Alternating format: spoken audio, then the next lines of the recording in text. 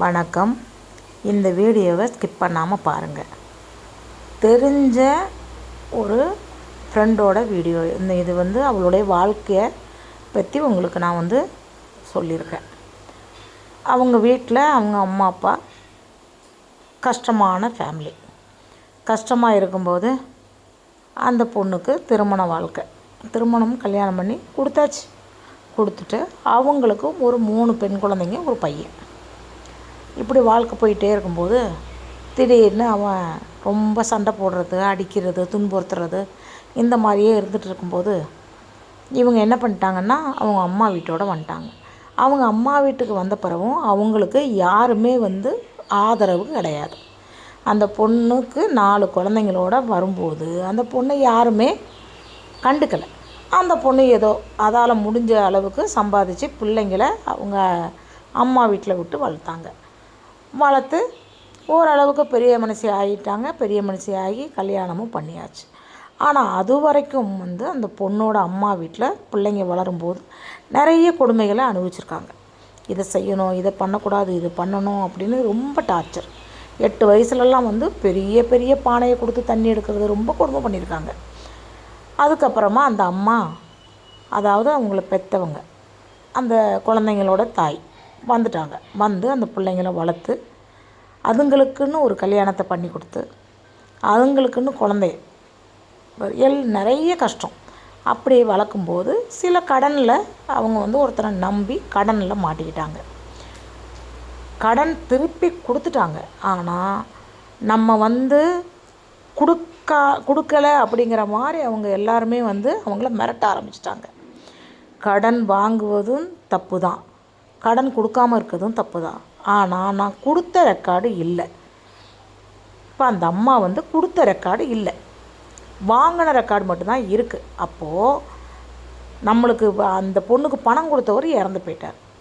ஆனால் அந்த பொண்ணுக்கிட்ட பணம் வாங்கினவங்க பையன் அந்த பொண்ணுக்கிட்ட பணம் கொடுத்துருக்குறான்ல அவங்களோட பையன் மிரட்டி அதாவது 1 வருஷத்துக்கு முந்தி, இது உண்மையான கதை, 1 வருஷத்துக்கு முந்தி ரொம்ப ரவுடித்தனம் பண்ணி அவங்க, அதாவது அந்த கடன் வாங்கின பெண்மணிக்கு உடல் நிலைமை சரியில்லாமல் அவ்வளோ கஷ்டப்பட்டாங்க. சரியா? கடன் வாங்காதீங்க. கடன் வாங்கி பிள்ளைங்களுக்கு நம்ம நல்லது கெட்டது செஞ்சிடறோம்.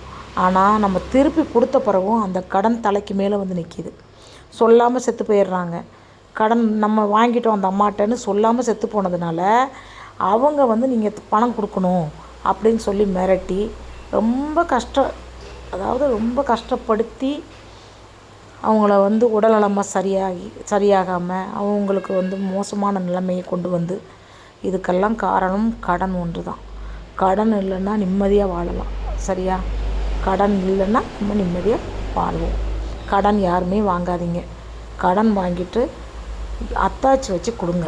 எந்த இதுவுமே அத்தாச்சி வாங்கும்போதும் அத்தாச்சி வச்சு வாங்குங்க, கொடுக்கும்போதும் அத்தாச்சி வச்சு கொடுங்க. ஏன்னா இந்த காலத்தில் வாங்கிட்டு இல்லைன்னு சொல்லிடுறாங்க. இப்போது அந்த தாய், கணவனை விட்டு பிரிஞ்சு வந்த தாய்க்கு குழந்தைங்கள கல்யாணம் பண்ணி கொடுத்தாங்கள, அவங்களுக்கு ஆளுக்கு கடவுள் வரலால் குழந்த எல்லாருக்கும் 2 மூத்தவளுக்கு 2 குழந்த, 2வது பிள்ளைக்கு 2வது குழந்த, 2 குழந்த, அதே மாதிரி 3வதுக்கு ஒரு குழந்த இருக்குது. இன்னும் பையன் மேரேஜ் ஆகலை. இப்படி அந்த வாழ்க்கை போயிட்டுருக்கு. கஷ்டமான ஜீவனம் இன்றைக்கும் வாழ்ந்துட்டுருக்காங்க. கஷ்டமான வாழ்க்கையை தான் வாழ்ந்துட்டுருக்காங்க. நிம்மதி இல்லாமல் அவங்க ஒரு சுகர் பேஷண்ட். அவங்களுடைய நிம்மதி என்றைக்கு வரும்? அந்த கொடுத்த பணம் என்றைக்கு வரும்? ஏமாற்றிட்டு போனவங்க நம்மளுக்கு கொண்டு தந்தால் தான் அது உண்மை. அதே மாதிரி பணம் நம்மளை ஏமாற்றி வாங்குறவங்க என்ன வேணாலும் சொல்லி ஏமாற்றி வாங்குவாங்க.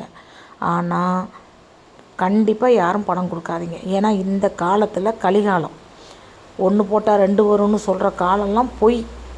அவங்க வாழ்க்கைக்கு தேவையான பணம் நம்மக்கிட்ட கடனையாவது வாங்கித்தாங்க, நம்மளும் சரி நம்ம பிள்ளை குட்டியெல்லாம் நம்ம நல்லா வாழ வைக்கலாமேன்னு சொல்லி கடத்தை வாங்கிடுறோம்.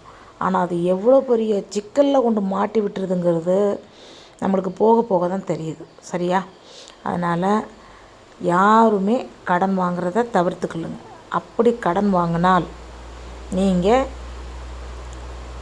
ஏதாவது ஒரு எழுத்து மனம் இருக்கணும். அதுமாதிரி கொடுக்கும்போதும் அத்தாட்சி வச்சு கொடுங்க. ஏன்னா நம்ம கொடுக்குற பணம் அவங்களுக்கு தெரியாது, ஆனால் அவங்க கொடுக்குற பணத்தை மட்டும் கரெக்டாக சொல்லியிருப்பாங்க.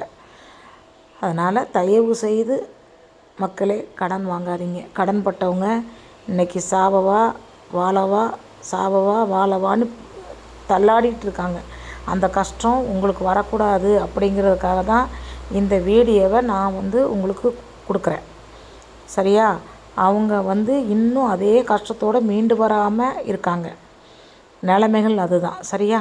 அதனால் தயவு செய்து கடன் வாங்குவதை தவிருங்க. கடன் வாங்கினா நம்மளை கடனில் ஆழ்த்திடுவாங்க. கடன் வாங்கவே வாங்காதங்க. இருக்கிறத வச்சு நல்லபடியாக வாழுங்க. கண்டிப்பாக நோய் நொடி இல்லாமல் வாழ்ந்தாலே நம்மளுக்கு போதும். நிறைய வேலைகள் இப்போ இருக்குது, முந்தி மாதிரி இல்லை. நிறைய வேலைகள் இருக்குது. கடன் வாங்காதீங்க, கடன் வாங்காதீங்க. சரியா? இந்த வீடியோ கொஞ்சம் லென்த்தாக தான் இருக்கும், ஸ்கிப் பண்ணாமல் படிங்க. சப்ஸ்கிரைப்